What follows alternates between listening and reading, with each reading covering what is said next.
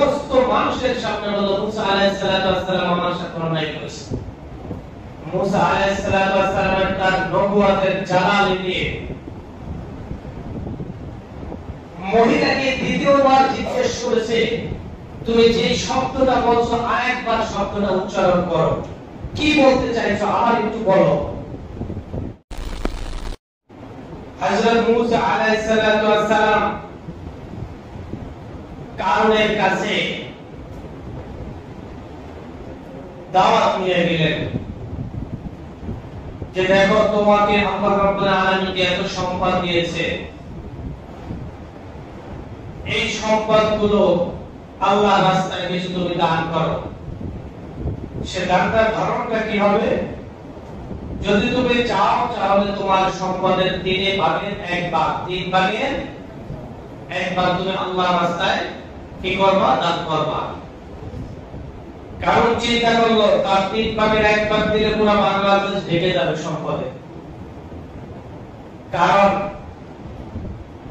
শক্তিশালী 70 জন যুবককে যদি সর্বশক্তি, এর যে শক্তিশালী আর পৃথিবীতে কোনো যুবক নেই, এমন 70 জন যুবকের মাথায় যদি তার গোডাউনের সম্পদের চাবি দেওয়া হতো, তাহলে তাদের মাথাগুলো নিচু হয়ে যেত। সুবহানাল্লাহ।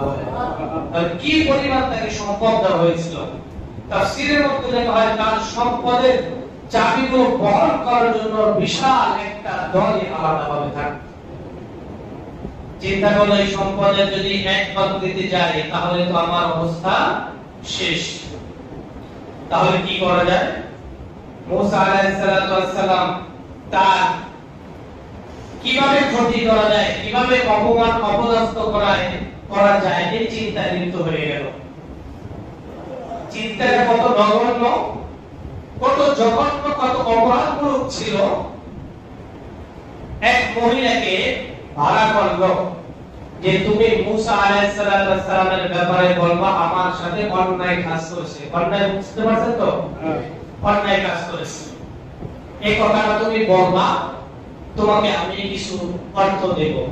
মহিলা রাজি হয় না। এক পর্যায়ে বলল 10,000 তোমার স্বর্ণ মুদ্রা দেওয়া হবে। ভাইরা 10,000 স্বর্ণ মুদ্রা তোমাকে দেওয়া হবে, তুমি যদি এই কথাটা বলো দাঁড়িয়ে, তাহলে তোমাকে আমি দিব। এবার মহিলা সম্পদ তো, লোভ তো শহরে কিন্তু থাকে, তাই না? লোভে পড়ে গেল মহিলা। ঠিক আছে আমি বলবো, আগে সম্পদ গুলো দাও। কারণ জানে আমার দ্বারা যদি কাজ হয়ে যায় তাহলে কারণ আমাকে কি করবে না, সম্পদ দেবে না। তো মুসা আলাইহিস সালাম তিনি ভাষণ দিতেছিলেন, তালিম দিতেছিলেন ময়দানের ভিতরে।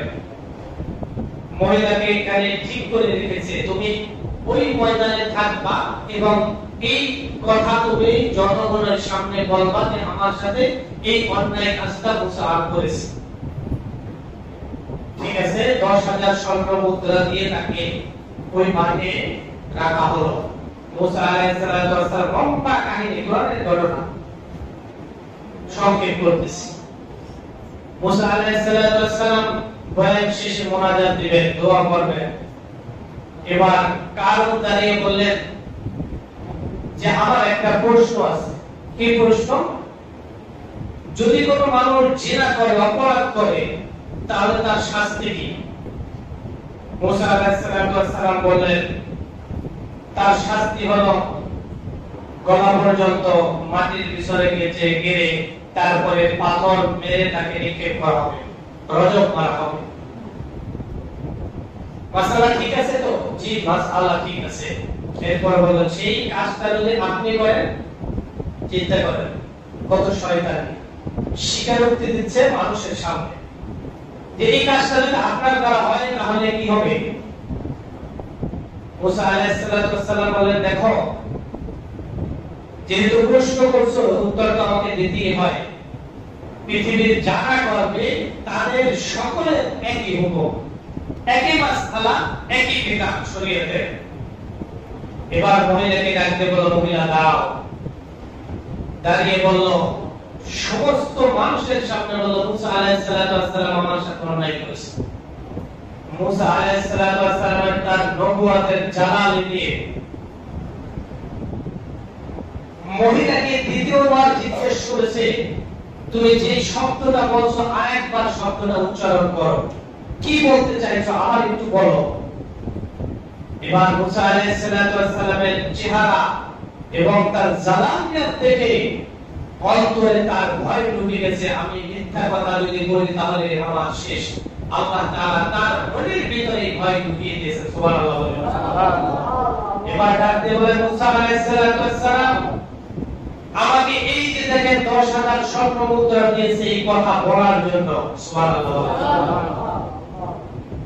তখন মুসা আলাইহিস সালাম আল্লাহর দরবারে শুকরিয়া আদায় করলেন, কারণ মহিলাদের ফিতনা সবচেয়ে বড়।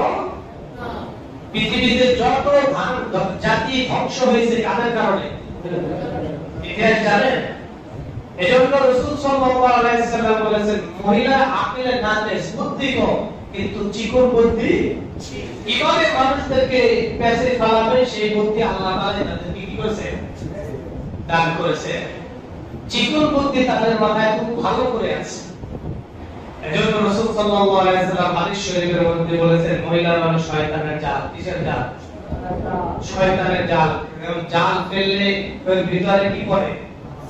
আর বের হওয়ার সুযোগ আছে? মহিলাদের এই চিকুন বুদ্ধিতে কোনো পুরুষ যদি একবার পড়ে যায় তাহলে ধ্বংস অনিবার্য। যেমন জালের ভিতরে মাছ আটকে তার শেষ অবস্থাটা পরন্ত চলে আসে, তেলের ভিতরে চলে আসে, তেমনি ভাবে একজন পুরুষ ধ্বংসের শেষ সময় চলে যায়। শুধু পুরুষ নয়, পুরো জাতি ধ্বংসের শেষ চূড়ায় চলে যায়। এবার মুসা আলাইহিস সালাম আল্লাহর কাছে বললেন আল্লাহ তুমি কি বিচার করবা না? মুসা আলাইহিস সালামকে আল্লাহ তাআলা বলেন তুমি করো। আল্লাহকে বললেন মুসা আলাইহিস সালাম না আপনি করেন। মুসা আলাইহিস সালামকে আবার বললেন তুমি করো। আমি করব? হ্যাঁ তুমি করো, কি চাও? এবার মুসা আলাইহিস সালাম আল্লাহ রাব্বুল আলামিনের পারমিশন নিয়ে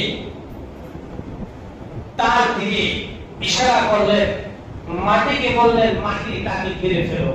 কি করো? কাটো। তাফসীরের ভিতর অসংখ্য তাফসীরের একবার এই ঘটনাগুলো উল্লেখ রয়েছে। প্রথমে টাকনো পর্যন্ত তাকে মাটিতে ঘিরে ফেলছে।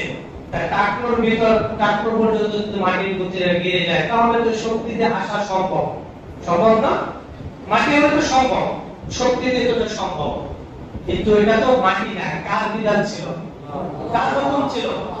যদি বলে কার? এজন্য আল্লাহ রাব্বুল আলামিন বলেন মুসার ব্যাপারে যখন অনুবাদ দিল আল্লাহ তাআলার পারমিশন নিয়ে ওয়ার্ডার নিয়ে মুসা আলাইহিস সালাম কারণকে বলল, কারণ এখানে দাঁড়াও, মাটিকে আদেশ করলো মাটিকে ঘিরে ফেলো। যখন গিরা পর্যন্ত ঘিরে ফেললো এখনো মনে করছে আমি উঠে যেতে পারবো, এটা তো স্বাভাবিক। এরপরে মুসা আলাইহিস সালাম বললেন ও মাটি কারণকে ধাওয়া। এবার কারণে হাঁটু পর্যন্ত ঘিরে গেল। এবারও কারণ কোনো কথা বলে না, অহংকার বশত মুসা আলাইহিস সালামের দিকে তীরে যেতে চান, কিন্তু যাওয়ার কোনো সুযোগ আছে না। টাকনো এবার হাঁটু পর্যন্ত ঘিরে গেল। আল্লাহ রাব্বুল আলামিনের নির্দেশে মুসা আলাইহিস সালাম বললেন এ মাটি এবার কারণকে আরো ভালো, এবার কোমর পর্যন্ত ঘিরে গেল।